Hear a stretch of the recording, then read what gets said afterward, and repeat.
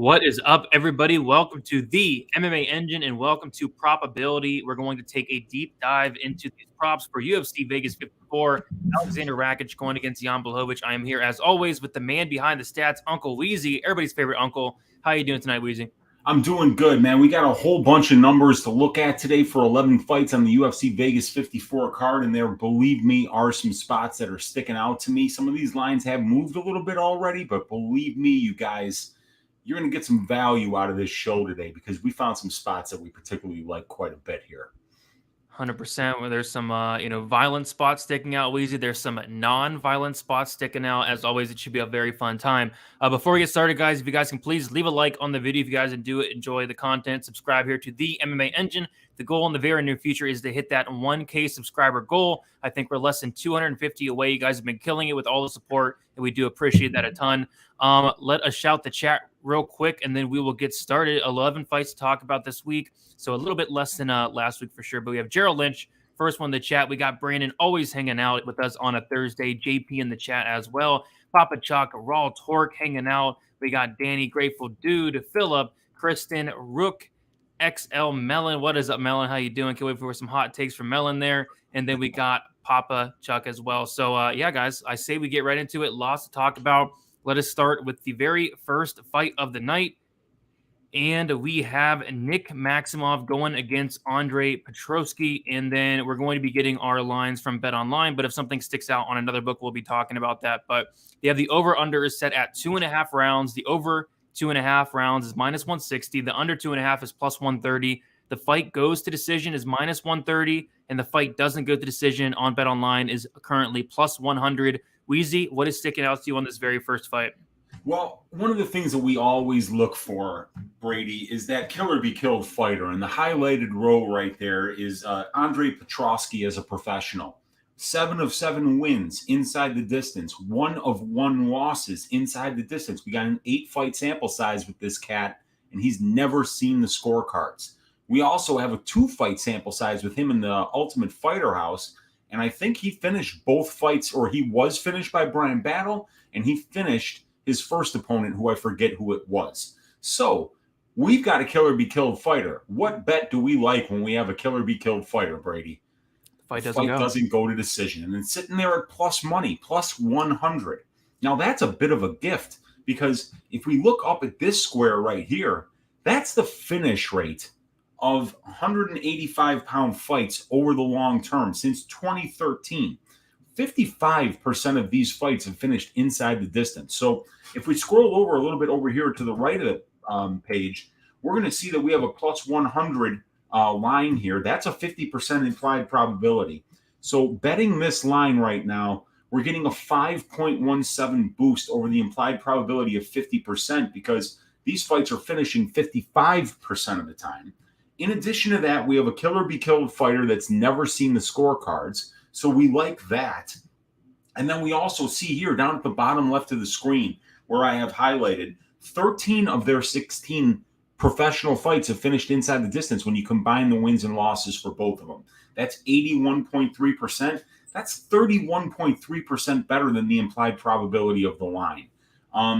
So when we have that killer be killed fighter, it makes it easy for us to bet the fight doesn't go to decision. When we want to take a step back from that is when we see, okay, the line's priced up at 70%. These fights only finish 55% of the time. Maybe we're overpaying.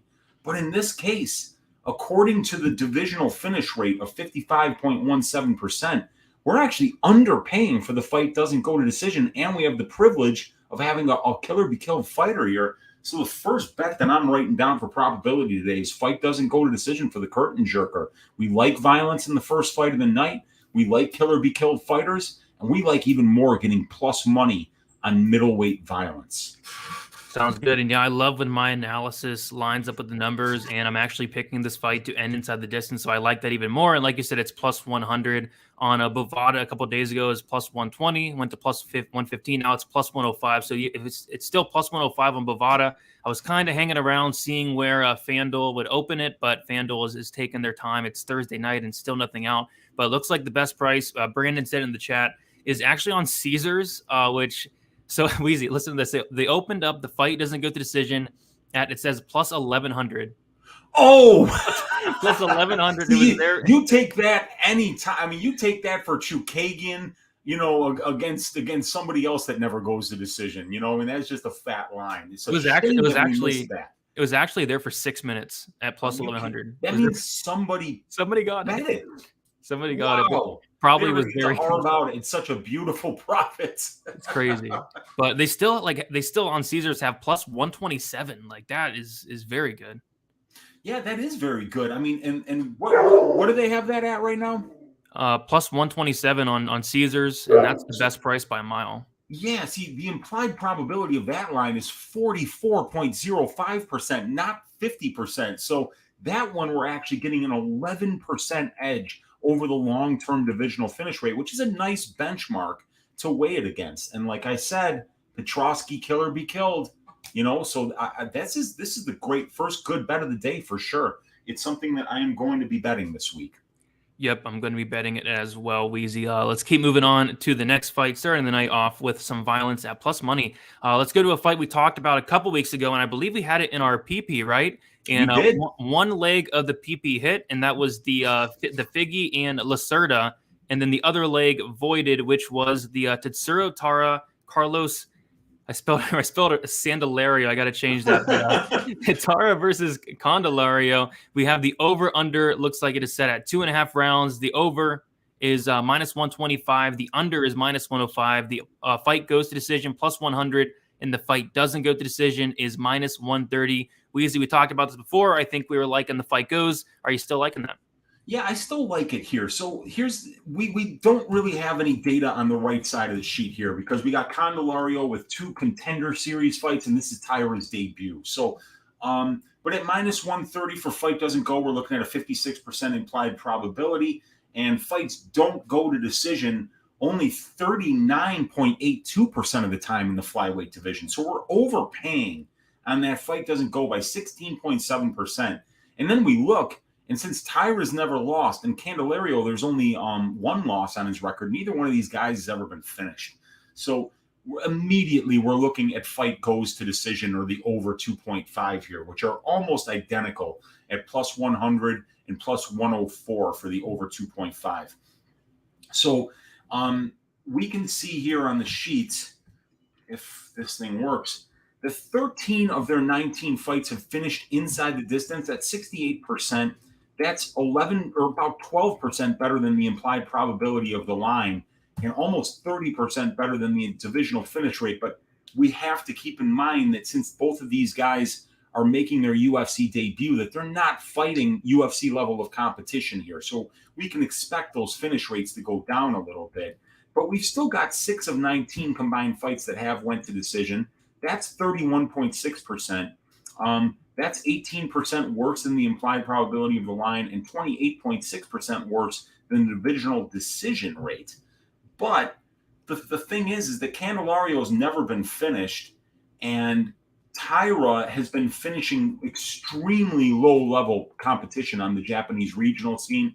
And just to talk about some, prior film study of both of these guys, Taira is really good at getting people's backs. But we've seen Candelario get his back taken by a third-degree Brazilian Jiu-Jitsu black belt, Ronaldo Candido, who was teaching BJJ to Jose Aldo for the last 8 years. If that guy couldn't sub Candelario, I don't know if this 22-year-old kid from Japan is going to be able to. So we know that 60% of these fights are going to decision, right? And the implied probability of the fight goes at plus 100 here is only 50%. So we're getting a 10.18% edge over the books here for the over 2.5, or I'm sorry, the over 2.5 I've listed at plus 104. I don't think that that's right. Or is that line sitting out there somewhere? The what? The over 2.5? What do you have it at? I saw plus 104. It looks like a mistake. Yeah, it's minus 125 on Bet Online. Minus 125 on Bet Online. Yeah, so that's a 55.56% implied probability. That's 8.25% better. The fight goes at plus 100 is 10.18%. But I would rather go with the over 2.5 in this particular case just because it is a debut fight and there's always the chance for an adrenaline dump. So I would rather bet that over 2.5, but I'm surprised they're giving it to us at this much of a discount. Maybe they're thinking because it's newbies that it's more likely to finish inside the distance, but I don't see that in the tape. So I'm willing to play into that advantage that the books are giving us over the divisional decision rate here. Yep, for sure. I like it. Raw Torque saying, is this fight still on? I mean, it should be, right? Unless yeah, as far as I know, it is. If it isn't, I missed it. Yeah, it should be still on. I haven't heard anything about it, but yeah, I like it as well. Looks like the fight goes to decision. The best price you can get is actually on Caesars as well, plus 122 on Caesars. But yeah, on Bet Online it's plus 100, DraftKings plus 100. But yeah, maybe I need to get a Caesars account because they're actually getting lines out. So maybe looking at that. But I like the fight goes. We liked it a couple weeks ago, and then Brandon in the chat also said Taira by decision, which is another interesting thing. I think I saw that at. Taira by decision is plus 225, plus 250 on Caesars as well. That's interesting. I need a Caesars account. What the hell are they doing? They're putting out some pretty good lines, man. I know. Yeah, at Taira by decision at plus 250, I would be betting that because I do think that this fight goes to decision. I do think that Taira is the better minute winner on the ground, and Candelario doesn't have great takedown defense. So I think the path is there for Taira to win minutes on the ground. And when you watch his regional scene footage, that's where he does his best minute winning. So plus 250 for what I think is a guy's best win condition when the money line is sitting at minus 240. I mean, the difference in implied probability from minus 240 to plus 250, I don't have to tell you, is like at least 40%. Yep. So that's a big discount to get it on a line for somebody's best win condition.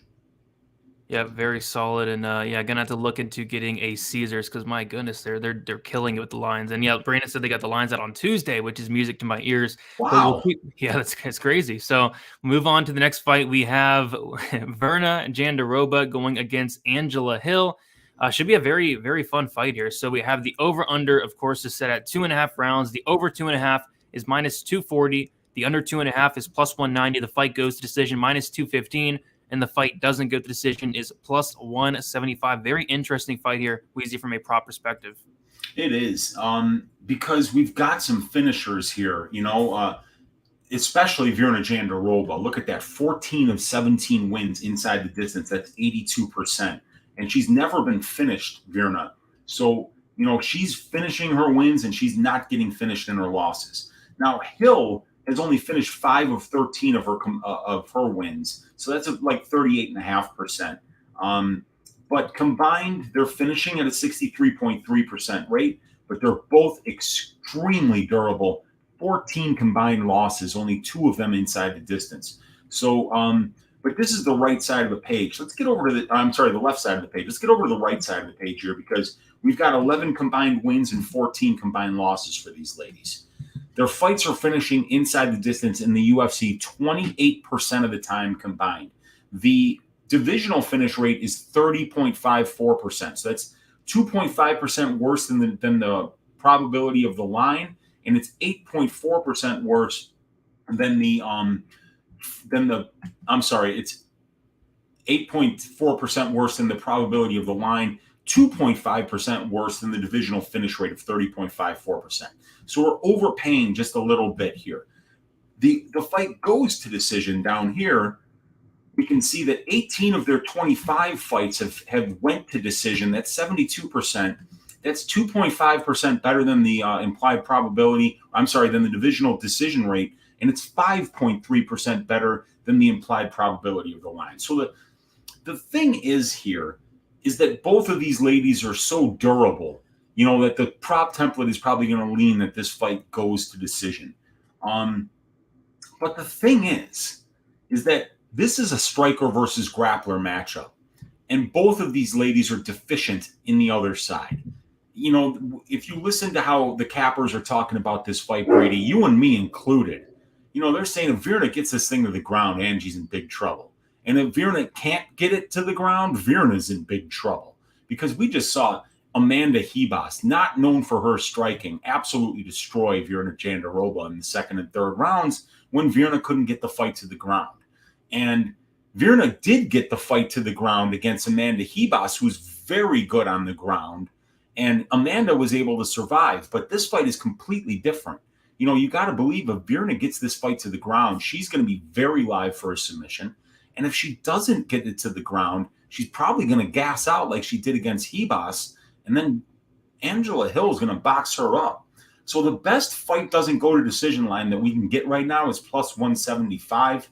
I would want a better number than that. But there's a couple different ways to play this. I would encourage anybody who thinks that this fight is going to decision to go ahead and play it because you have two incredibly durable fighters here. Virna's never been finished, and Hill has only been finished twice in her career. And I don't think Hill has ever been knocked out. No. But Hill is going to be susceptible to submissions, and Virna Jandiroba is going to be susceptible to being knocked out. So we could also see the fight not going to decision. And I feel like there's a really good argument for both sides. Yeah, I feel like there is as well. I think the finish is more likely on that Jandiroba side. I think that's actually her win condition, and she's like minus 185. So I'm gonna be looking at the Jandiroba. There we go. Inside the distance prop when it comes out on FanDuel. But yeah, I see plus 255 on BetOnline. I'm gonna be taking a shot at that. But yeah, like you were talking about earlier, like Hill by KO could be sneaky this week. Hill by KO on DraftKings is plus 900, and then Hill by KO in round 3. I'm curious as to what that is. Hill, we don't have it because FanDuel. Wait, yeah, we did. We have Hill round 3 KO plus 2,000. That's not even close to. I think that was plus 3,500 the other day on DraftKings. Oh, maybe it's better on DraftKings. Yeah, but BetOnline has plus 2,000 round 3 KO and then plus 1,800 round 2. So DraftKings must have better than, right? Yeah, I think DraftKings does have better, and I'm waiting for FanDuel because I'm gonna be betting Angela Hill round 3 KO. I am. I swear to God, I am. And I might even put like a quarter unit if I get 50-1 so that I can get 12.5 units if it wins, you know, because I really do think that's her path to victory here. Virna's awful on the feet, you know, and she throws the same strikes over and over and over again. And if she can't get that, she shoots in for a double leg and then tries to get her right leg behind your left heel and trip you over it. And I haven't seen her go for any other takedowns. So, I mean, I just feel like Angela Hill is going to have the recipe to beat her here. And like I say, though, if Virna does get it to the ground, she's deadly down there. So I'm liking the fight doesn't go to decision here, but I feel like at plus 175 that they can do better for us. They can get this thing to close to plus 200, and that's where I'll be looking to bet it. Yeah, for sure. It looks like the line hasn't really moved on it all week. I guess it moved a little bit on 5 dimes. Yeah, so the 5 dimes opened up the fight, doesn't go up plus 165. It's now plus 180, but everywhere else it hasn't really moved. This is weird. Caesars has the fight doesn't go to decision on the Hill Jandiroba fight at minus 550, and the fight goes to decision at plus 275. I don't know what's going on there.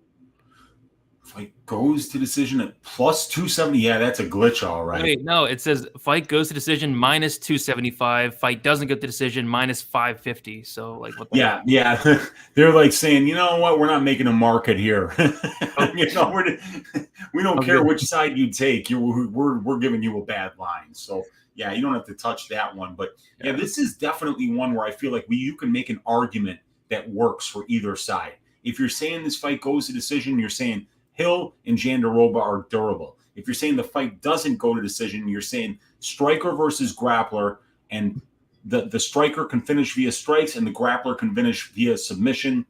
There you go. That's both sides of this. I don't feel like you want to make this your biggest bet of the week. That's for sure, because there is arguments for both sides. But if you have a read that plays into this, this is the fight to play. Yeah, and when you have an argument for both sides, you don't really want to lay like the minus 200. You might as well just take the plus minus 215. You might as well just take the plus money on that. But yeah, that's kind of where I'm going to be looking there.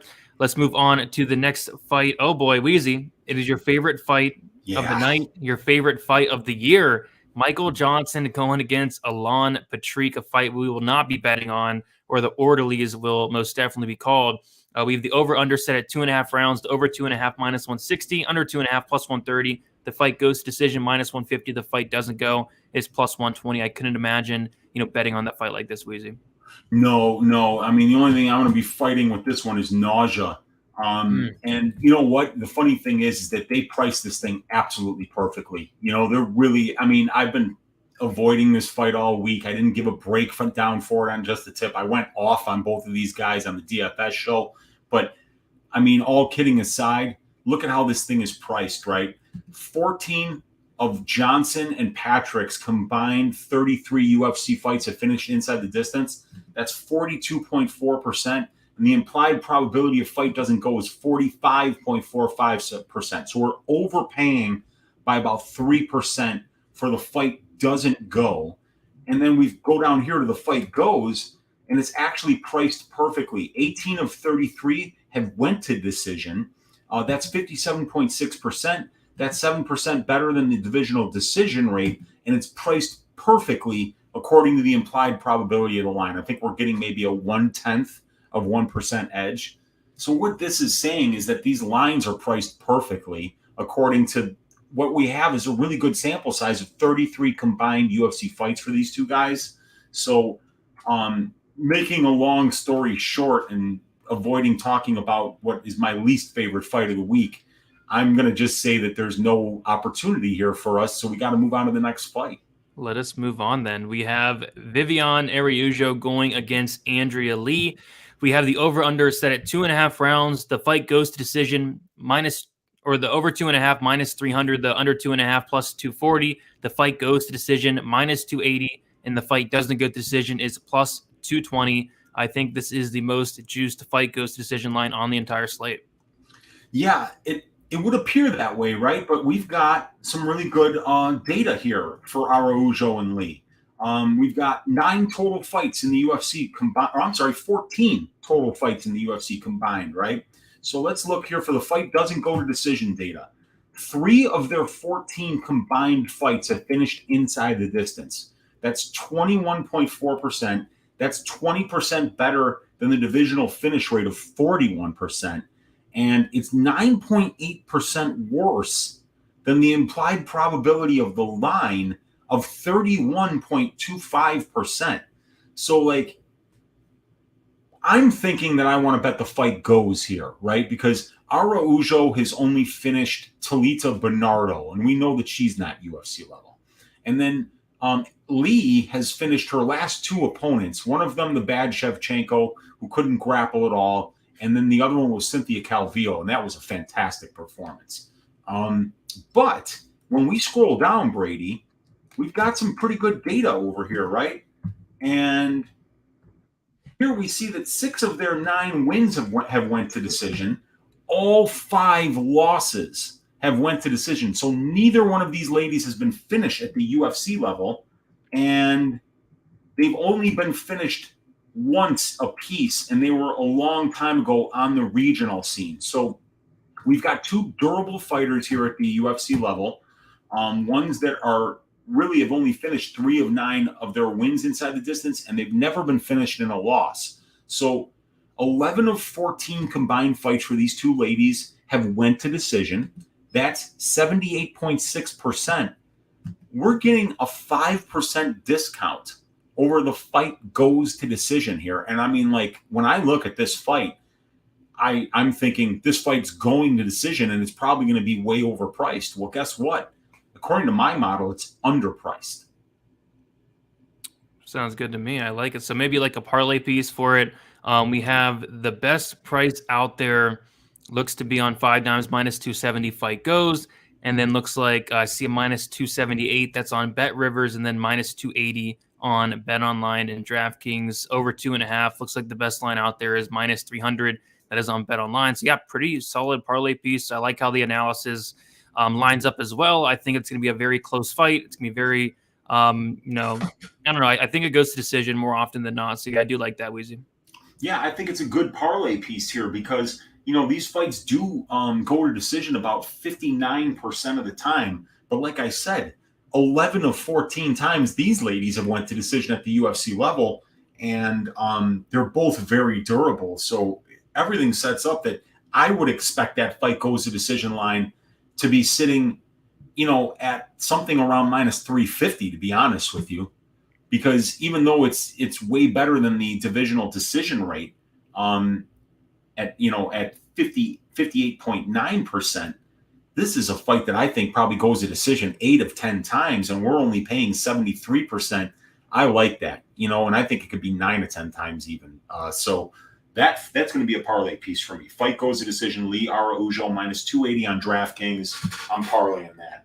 Yeah, maybe it could be part of the probability parlay that PP this week. I think it could be, man. All right. I like it. I like it a lot. Yeah, I think like off topic, like the split decision prop for this fight, I think is really solid. Like we both think it goes to decision and it's going to be very close. I'm wondering what the split decision prop for this fight is going to be, but yeah, I feel like this fight can get really good either way. So that's going to be something I'm looking at as well. Absolutely. And the bookies have it lined as a pick 'em anyway. So, I mean, like that split decision is very live.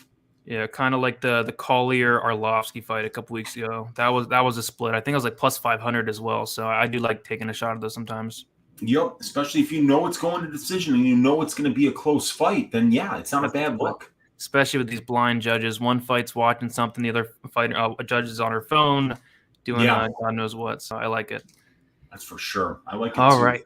Let us keep moving on here. We have Jake Hadley going against Allan Nascimento. We have the over-under is set at 2.5 rounds, and the over 2.5 minus 175.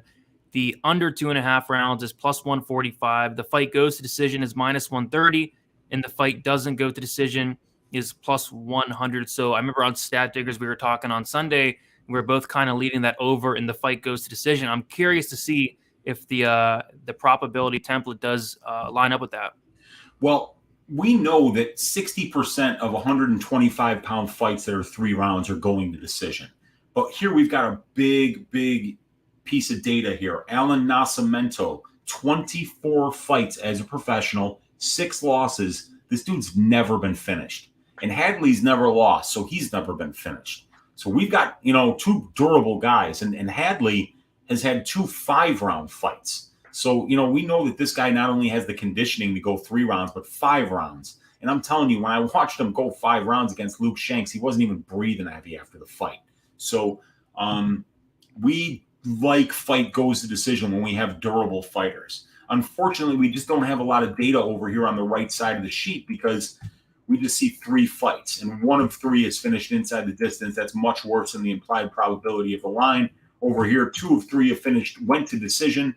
6.5% better than the divisional decision rate, 10% better than the applied probability of the line, but we really kind of need to be over here on this side.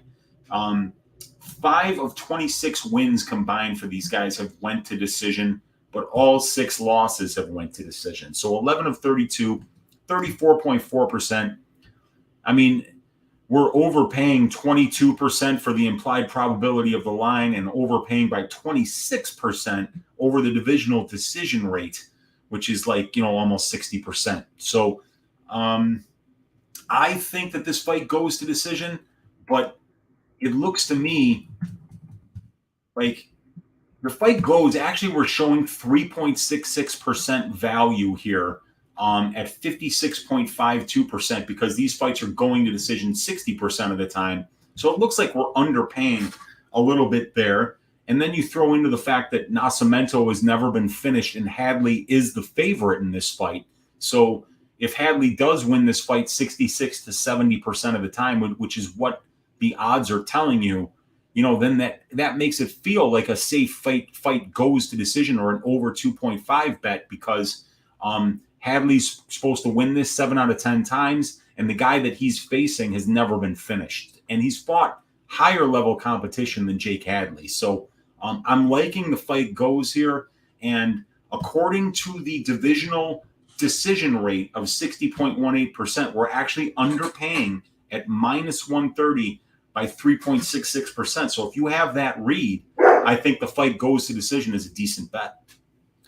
I like it. I like it a lot. And yeah, like you said, we have Hadley a minus 220 favorite now. Money is just pouring in on him, and I just don't see him finishing Nascimento. Nascimento, very, very tough, never been knocked out, has the chin on him. And on top of that, his submission game is very good. So, yeah, I think the fight goes is solid. It opened up minus 125 on BetOnline. It's minus 130. That's still the best price out there. Actually, Caesars has minus 115 still. Wow. So I like that. The over 2.5 on Bet Online opened up minus 125 as well. It's now minus 175. Some money's been pouring in on that. It looks like FanDuel has minus 158 for the over 2.5, and FanDuel has the best price out there. That minus 158 looks pretty solid. Yeah, at that, we're getting a 2.56% edge over the over 2.5 number of 63.8%. So yeah, 2.56%. That's looking good too. And, with whenever you have a debuting fighter, sometimes if you think it does go to decision, maybe you take that over 2.5, pay up just a little bit more just in case those last 2.5 minutes you get a finish. But, yeah, that is probably a good bet in my opinion. I like the over 2.5. I like the fight goes for this one, but it's not jumping out like some of the other ones have so far. Yeah, for sure. I think it's more so from an analysis standpoint on this one. But Hadley by decision, plus 150. Like, I think turning a minus 220 Hadley into that plus 150, like that looks like a very solid spot on Bet Online, and everywhere else is like plus 110. Yeah, it's not bad here. I like it. Let us keep moving on to the next fight, and I think we're going to get some violence on this one. We have Manuel Torres going against Frank Camacho. Probably my favorite fight on the entire card. It's going to be absolute fireworks for as long as it lasts. We have the over-under is set at 1.5 rounds. The over 1.5 minus 145. The under 1.5 rounds is plus 115. The fight goes to decision plus 225. And the fight doesn't go to decision is minus 300 again. This is on Bet Online. Weezy, I feel like there's going to be some violence sticking out here. Man, if you like violence, this is your fight. I mean, how could you not have violence when you got Frank the Crank fighting against El Loco? You know that this one's going to be like two Tasmanian devils in the cage. 30 of 34 combined wins inside the distance. 9 of 11 combined losses inside the distance. That makes 39 of 45 combined career fights for these two guys finishing inside the distance. That's 86.7%. That's 36.3% better than the finishing rate of the division of 50.37%. And it's 15.2% better than the implied probability of the line.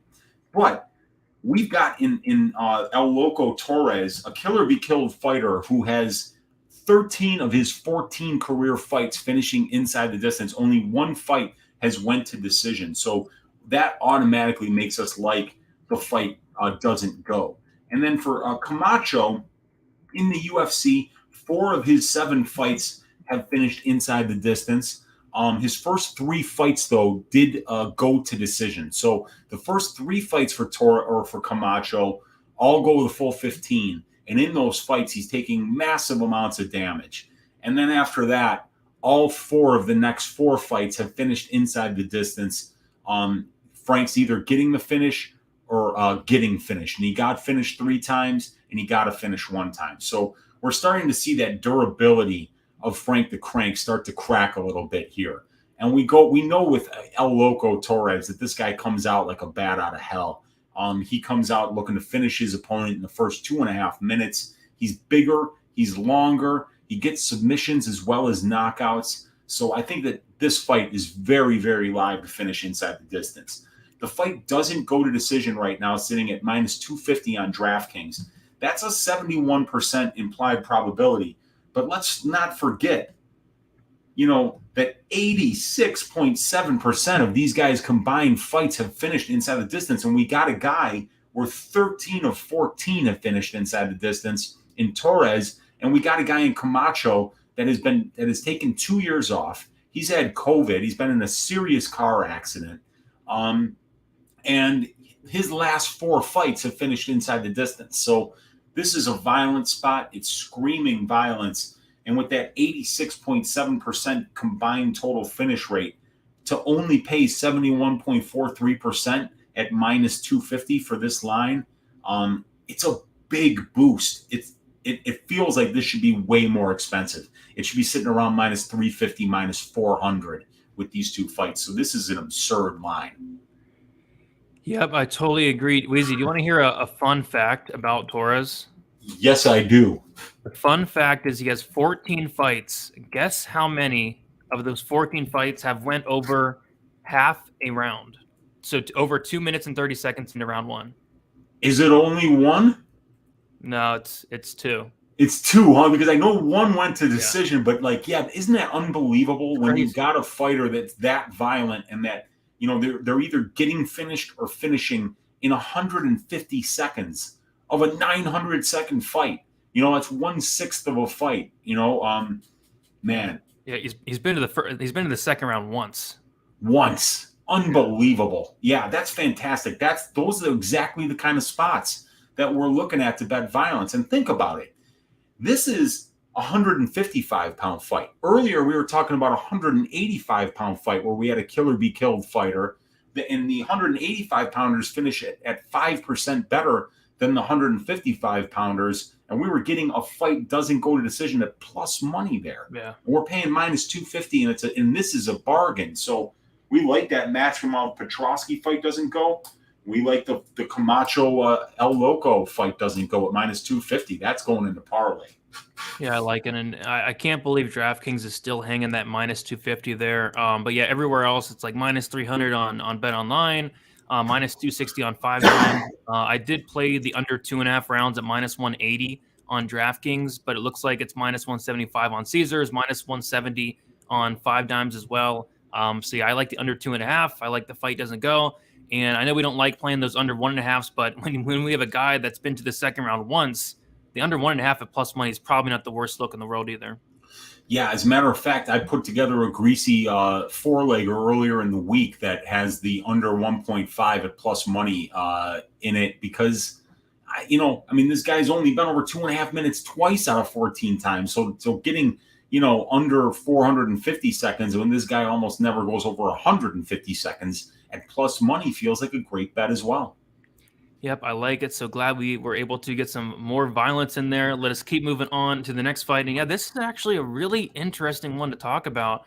We have Katlyn Chookagian, the decisionator, going against Amanda Ribas. They have the over-under is set at 2.5 rounds. The over 2.5 minus 250, under 2.5 plus 200. The fight goes to decision minus 220, and the fight doesn't go to decision is plus 180. Weezy, anything really sticking out to you on this one here? Well, the first thing that we see is, and this is just bizarre, or I'm sorry, no, it isn't bizarre. It is, for some reason, I thought the fight goes to decision was underpriced, which it should never be for a Chookagian fight, but it is not underpriced.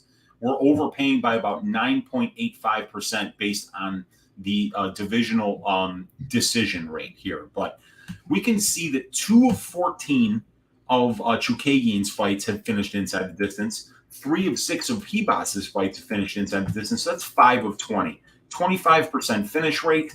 That's 16% below the divisional finish rate and 10% worse than the implied probability of the line of plus 180. So they're not doing us any favors by trying to get us to buy that fight doesn't go. We would need more than that. But for the fight goes to decision, we see that 15 of their 20 combined fights have went to decision. That's 75%. That's 16.1% better than the divisional decision rate. And it's actually 6.3% better than the implied probability of the line.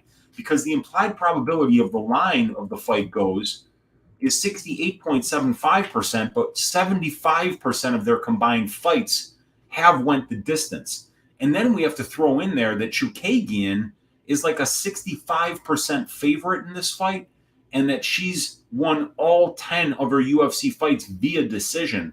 So it feels like if you like the fight goes to decision here, that minus 220 seems a little bit underpriced based on the fact that 75% of Ribas and Chookagian's combined fights have seen the scorecards. It just feels like this should be priced higher, the fight goes.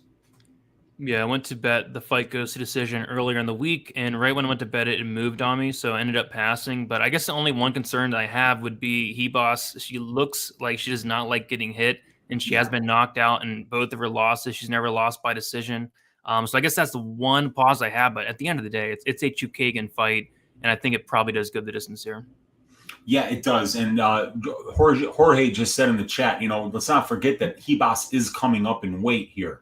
And that could work both ways. You're moving up, so you're going to be fighting somebody that's got more power. However, if you're not killing yourself to make weight, you should be more insulated to be able to take some of those shots without getting knocked out if you're not depleting yourself of fluids the day before you fight. So it could go either way, but counting on Katlyn Chookagian to knock somebody out, you better be getting a really juicy prop. And fight doesn't go to decision at plus 180.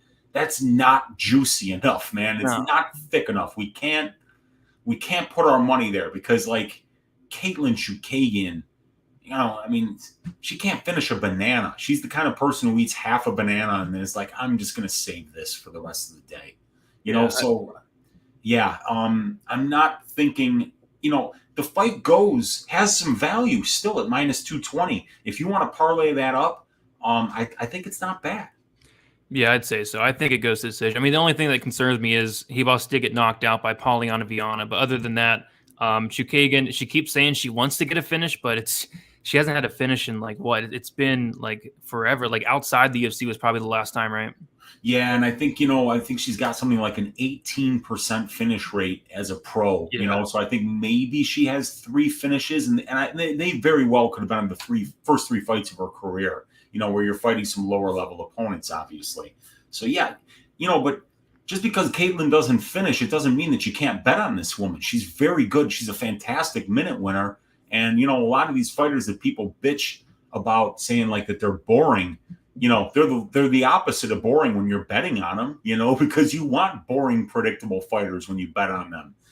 That's how you make money, by betting on fighters that don't pull stunts. They don't pull Michael Johnsons. Exactly, and that's why I do have a bet on Chu Kagan this week. Don't feel overly great about it, but yeah, stylistically, it's a fight she should win, and she probably should win it by decision. We talked about it, I think, before the show that, you know, Chu Kagan by knockout is only plus 450. Like, that should be plus 1,000 at the very least. Like, what are they doing there? Makes no sense. If you bet Chu Kagan by knockout at plus 450, shame on you. You know, you have no idea of what value is. I mean, even at plus 450, you know, that's, I think, somewhere around, like, it's between like 18 and 19%, you know, and you're talking about somebody that's got a 0% knockout rate and 10 wins. So you're overpaying. You know, they should really be giving you plus 1,000, plus 1,250 on that. For you to even think about it. You know, and then even then you're going to be like, shit, I bet on Chu Kagan and knock somebody out. What was I thinking, you know? It's not a good bet. You know, they need to give that needs to be juicier, absolutely. And I wouldn't touch it with a 10-foot pole. Yeah, that makes no sense. Chu Kagan by decision would be what else I would look at. Plus 110 on DraftKings, plus 120 on Bet Rivers. Looks to be the best price out there, but I think it's a good spot for Chu Kagan, and I think it does go the distance there. But we'll keep moving on. Looks like we have 3 fights to talk about. We have Davey Grant going against Luis Smolka, a fight that should be very fun. You know, very big fan of Davey Grant. Has been looking phenomenal as of late. We have the over-under is set at, looks like 2.5 for the most part. Over 2.5 plus 170. The under 2.5 is minus 210. The fight goes to decision is plus 160, and the fight doesn't get decision on Bet Online is minus 200, which is the best price out there. Yeah, so we're going to stay on the right side of the page here because we've got Smolka and Grant, and we've got a combined 25 fights for them. So 8 of 12 wins inside the distance, over 50% of the losses inside the distance. We definitely want to see that if we're thinking fight doesn't go. So 15 of 25 have finished inside the distance for these two guys, 60%. That's 10% better than the 49.43% finish rate of the division. And we're overpaying by about 6.7% based on the implied probability of the line. But what I think is interesting here, Brady, is if you look at Luis Smolka's career, right, we've got 16 fights, 6 of them at bantamweight, 10 of them at flyweight. At bantamweight, all 6 of his fights have finished inside the distance, you know, and at flyweight, it was 4 out of 10 that had finished inside the distance. So I think if we were to just throw out the bantamweight fights, you know, for Smolka and say like, all right, throw out the flyweight fights for Smolka and say he's a bantamweight now. We could say that 4 of 10, so 9 of 15, or no, wait, I'm sorry, that's wrong. I'm trying to figure out what Smolka's finish rate. It will be 6 of 6 and then 5 of 9. So 11 of 17 would be the actual finish rate here. So that would be 65%. So at that number, we're paying just about what the implied probability of the line suggests at minus 200 of 66.7%. So I think this minus 200 is actually bettable here still. Like I say, Smolka definitely kill or be killed at 135 pounds. And if you've watched Davey Grant's last 2 fights, the days of this guy trying to win minutes on the ground are over. He's trying to knock your head off, and he's pretty good at it too. And Smolka's the kind of guy where he tends to get in trouble when he keeps his fight standing and he doesn't go to the grappling. He gets hurt and then he gets finished on the ground. It happened in the Schnell fight. It happened in the Kenny fight. And it happened in the most recent, the Jonathan Martinez fight. He got in trouble on the not Martinez. It was Morales. Yeah, he got in trouble on the feet. Just got cleanly knocked out. Now that was the first time that Smolka had ever been knocked out. But I want to say to the people who say that Smolka's got this great chin, Smolka has been knocked down several times and then submitted on the ground. So this guy absolutely is the kind of fighter who has a defensive liability on the feet, and Grant is absolutely the kind of fighter that can exploit that defensive liability. But we also have to remember, Davey Grant, 5 career losses, 3 of them inside the distance, all of them by submission. So what is Smolka's best path to victory? It's obviously a submission. The guy in his scrambles has a way of finishing fights. So at minus 200, this is another one where the template's not screaming it, but we're not overpaying for this fight doesn't go to decision. And if you watch tape on these guys, the tape is telling you violence. And then what the lines are telling you is that you're really not overpaying for it here. So I think minus 200, while you're not getting a discount, they're not jacking up the price on you either. They're not ripping you off here. So if you're having that read of this being a violent fight, you're not overpaying at minus 200. Yep, definitely good points there. And yeah, on BetOnline, it's like the best price by far. Like, for example, 5 Dimes has minus 260 out there. So yeah, minus 200 on BetOnline. And Bovada, I remember had it like minus 175 earlier in the week. I didn't pull the trigger on it.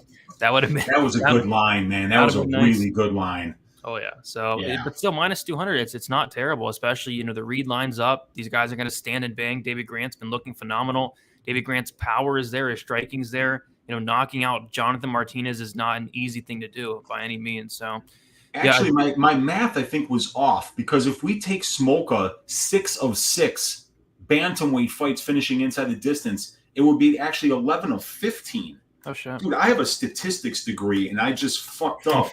9 plus 6. I mean, so it's actually 73%. Okay. So 73%, if we just say Smolka as a bantamweight, all 6 fights finished inside the distance, and we do that with the 9 fights of Grant, where 5 have finished inside the distance, their combined finish rate as UFC fighters is 73.3%. We're paying 66.7%. Dude, that's like 6.67% edge that we're actually getting for the fight. Doesn't go at minus 200. That's a good bet. We can't parlay it at BetOnline, but it's worth a straight bet, I think. Yeah, definitely could be. And yeah, like you said, you can't parlay on BetOnline, but if you want to parlay it looks like DraftKings minus 245. What does minus 245 do? Minus 245 is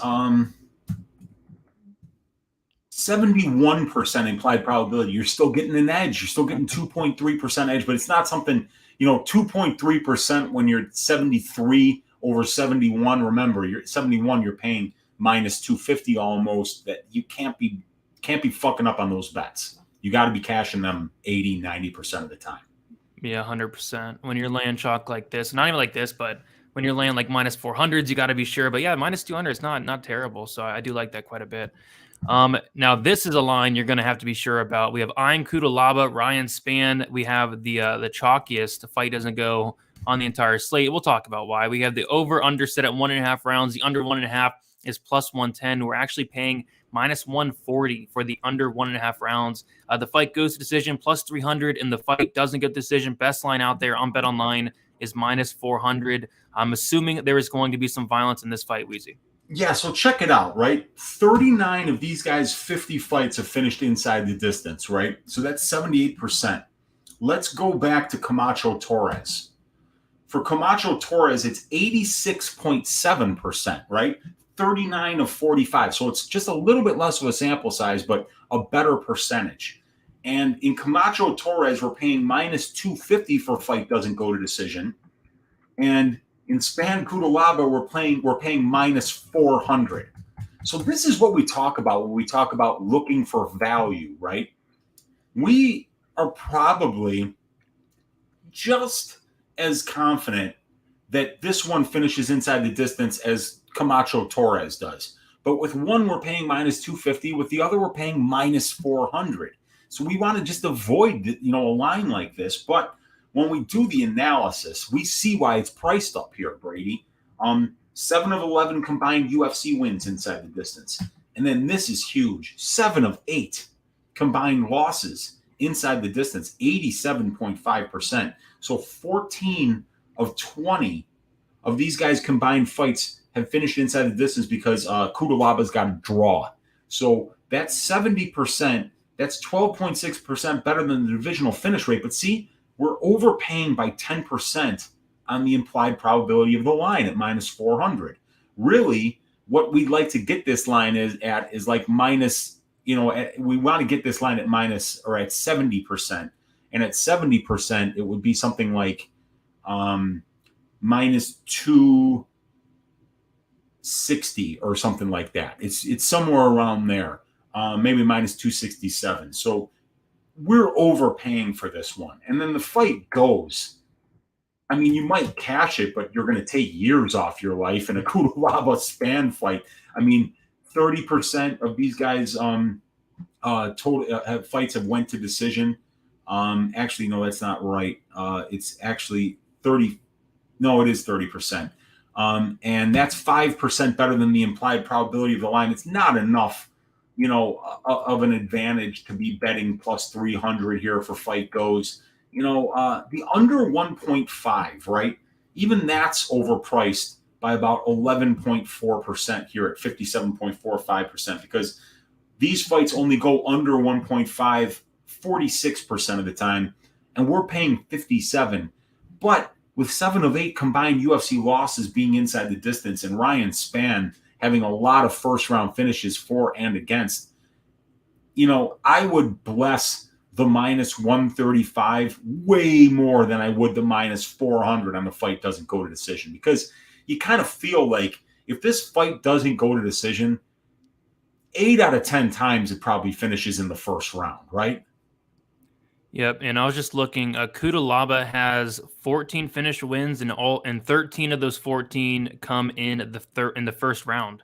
See, there you go. And what about Spann? Let's get the same number for Spann if we could. 1, 2, 3, 4, 5, 6, 7, 8, 9, 10, 11, 12. 13, 14 out of 16. Wow, 14 out of 16. Yeah, because he's only got 16 wins. So 14. I mean, yeah. If these guys are winning their fights 90% of the time under 1.5, why wouldn't we just take that under 1.5 at a 57% implied probability rather than paying up for an 80% probability for the fight doesn't go to decision? That is a 22.55% reduction in implied probability for what's probably 80 to 85% of the condition of this fight finishing inside the distance. So I like that bet a lot more. The minus 135 is a way better bet than the fight doesn't go to decision at minus 400 because we can't even really parlay it at that price anyway. And I think minus 400 is bet online, so they won't even let you parlay it. Yeah, and even like a sneaky prop would be the fight won't start round 2, which is plus 120. I like that. Yeah. Or a fight doesn't start round 3 if you can get it at minus 180 or something like that. Minus 250. Yeah, that's a little bit. That's paying up quite a bit. But yeah, the minus 135 is a bet that I would bless. Yep, it did move to minus 140, but yeah, it's around there. Okay. Makes sense though. I mean, like that That's a good bet. Oh yeah, I like it. All right, so there we go. We will keep moving on, and we have one fight left. It is going to be the main event. We have Aleksander Rakic going against Jan Blachowicz, light heavyweight fight here. We have the over-under as I scroll down to best fight odds here. We have the over-under is set at, looks like 4.5 rounds. The over 4.5 is plus 100. The under 4.5 is minus 130. The fight goes to decision is plus 120, and the fight doesn't go to decision is minus 150. Weezy, what's sticking out on this one here? Well, let's do something real here. So I've got the 5-round fights for light heavyweight here, right? And these were all of them on the screen. So there were 51 5-round, 205-pound fights since 2013. 51 of them. And I'm showing that 37 of those fights have finished inside the distance. So 37 divided by 51 is... No, that's not right. 37 divided by 51 is 72.5%. So we want to keep that in mind when we're looking at the divisional finish rate here of 57%, right? Because that's in 3-round fights. This is a 5-round fight, and 5-round fights are finishing 72.5% of the time. Now, this one fight doesn't go to decision. We're paying 60%. So we're underpaying based on 5-round 205-pound fights by about 12%. The fight goes at 45% implied probability is something that we probably wouldn't want to be betting. We figure we should have to get better money than that. When we look at the fight doesn't go to decision data for both of these guys in the UFC, we see that less than half of their fights have finished inside the distance. So 205-pound fights finish around 57.4% of the time. These guys are only finishing 41% of the time. So based on the implied probability of the line, we're overpaying by 18% here based on their finish rates. But like I say, these are 3-round fights mostly, not 5-round fights. For the fight goes to decision, we are seeing a little bit of green down here. 5 of 7 losses going to decision, 9 of 17 wins. So that's 14 of 24 that have went to decision. That's 58.3%, 15% better than the finish rate, and 12% better than the implied probability of the line. So, with these 5-round fights finishing inside the distance 72.5% of the time, it kind of makes me feel like I don't know which way to go on this one. Are you leaning one way or another here? I'm leaning fight goes to decision, but it's just a 5-round fight, light heavyweights. Both these guys are dangerous, but like you said, both these guys are very tough and very durable. I think if I was forced to bet on this fight, it probably would be that fight goes at plus 120, if anything, but it's a fight I'm staying away from. Yeah, and the problem is that fight goes for 205-pound fighters, is 28%, 27.5%. And you're paying 45% here, so that's a little bit ugly compared to, how these 5-round fights are going. So, and we've got a sample size of 51 of them since 2013. So, it almost kind of makes me feel like the fight doesn't go is where the value is. But with Rakic and Blachowicz, it's not enough for me to go in there and jump into that fight doesn't go pool because, Blachowicz is kind of front loaded early. And if he doesn't get it, Rakic might just win minutes. And we've seen him do that against Anthony Smith in a couple other fights too, where he just kind of takes his foot off the gas because he knows he's winning. So I think the narrative tells you that this fight has a good chance of going to decision, but I don't really see the time props jumping off the page either way for me here. Yeah, it's definitely one I'm staying away from. Kind of a weird one this week, but we did it, Weezy. We went through all 11 fights here. Do you want to give a PP, probability parlay before you head down here? Yeah, for sure, man. So there's a few bets that I like here. I like the Maximov Petrovsky fight doesn't go to decision at plus 100. Is that going to parlay?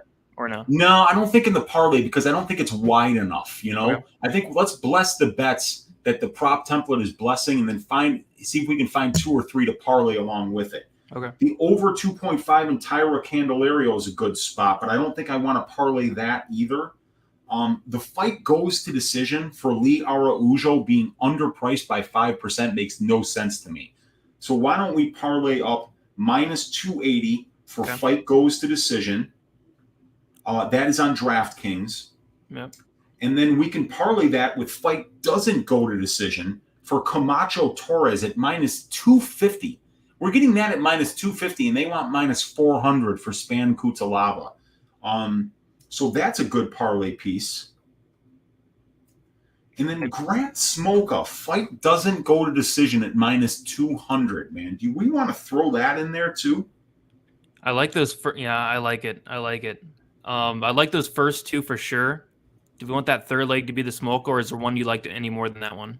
No, because like I think like the Maximov Petrovsky at plus 100, that's dangerous to parlay at 50% implied probability. The same thing with the Taira Candelario. The same thing with the Ion Spann under 1.5. You know, I think those are all great straight bets. But let's ask the chat. Would you rather parlay fight goes to decision, Lee Araujo and Camacho Torres fight doesn't go to decision, or should we add a third leg with Grant Smolka, fight doesn't go to decision at minus 200? Yeah, let's see what the chat thinks. Let's see what the chat says, because I like that minus 280 and minus 250. I think, oh shit, I just unplugged my camera again. This happens all the damn time, but I'm still here, guys. You can still hear me, right, Brady? The orderlies are trying to get you, Weezy. No, they're not, dude. Don't lie to them, man. They're not coming here because we're making great bets on this show, all right? Exactly. Brandon's saying to add that third leg. Okay. But you go on, and Jorge's saying none. Yeah, I mean, just those two legs are at minus 111. I mean, it sounds great to me, but yeah. Ooh, yeah, let's do that. At minus 111, we could put 1.1 or 2.2 units on that. I love those bets. Fight goes for Lee Araujo and fight doesn't go for Camacho Torres. And then we'll leave it up to our viewers whether they want to add that third leg in or not. But Smolka, like Paul Pierce is saying, is a killer be killed fighter. So we're going to leave that up to you guys, though. But we're going to say we'll do that parlay. The PP this week will be the Lee Araujo fight goes at minus 280, and the Camacho Torres fight doesn't go at minus 250. Available on DraftKings and minus 111. Sounds good. Let's hit that PP this week, Weezy. But before we get out of here, let the people know where they can find you and what you have going on throughout the week. I know you're done with your content for this week, but next week we have Holly Holm going against Katlyn Vieira. So let the people know what you got going on. Yeah, for sure. So, I'll be on your best bet show, Brady. Obviously on Saturday before the fights start, 1 hour before the fights start, and then on Sunday you can find me on Pub Sports Radio for Stat Diggers at 6:15 Central Time. You can find me on the MMA Engine channel doing probability every Thursday and doing a balls deep breakdown every Monday. Tuesday night on the Uncle Weezy channel at 10 o'clock p.m. is Just the Tip with Uncle Weezy, where I give you a breakdown on all the fights, and then we finish with Uncle Weezy's ass shaving of the week. And that's about it for the content for me. Pub Sports Radio, Brady's channel, MMA Engine channel, and Uncle Weezy's channel. You can find me everywhere talking about MMA and UFC statistics. And by the way, you guys, we have one more order of business, and that is to stack cash tickets like flapjacks for UFC Vegas 54. Let's cash this PP, Brady. Let's cash that PP. But yeah, guys, follow me on Twitter, DFS_numbers, Instagram, DFS by the numbers, YouTube, DFS by the numbers, Pub Sports, and here on the MMA Engine YouTube channel. Make sure you guys leave a like, subscribe. We go live every Thursday for probability. We do main event deep dives. We're doing live streams on Friday. By the way, my live stream from DFS by the numbers is going to completely be on the MMA Engine channel from now on. So make sure you guys are subscribed so you don't miss out on that. And yeah, lots of things coming, lots of big things coming. The website's going to be released probably within the next month as well. So make sure you guys, tune in each week and do appreciate it a lot. Best of luck, everybody. And let's make some money for UFC Vegas 54. And of course, cash that PP. Thank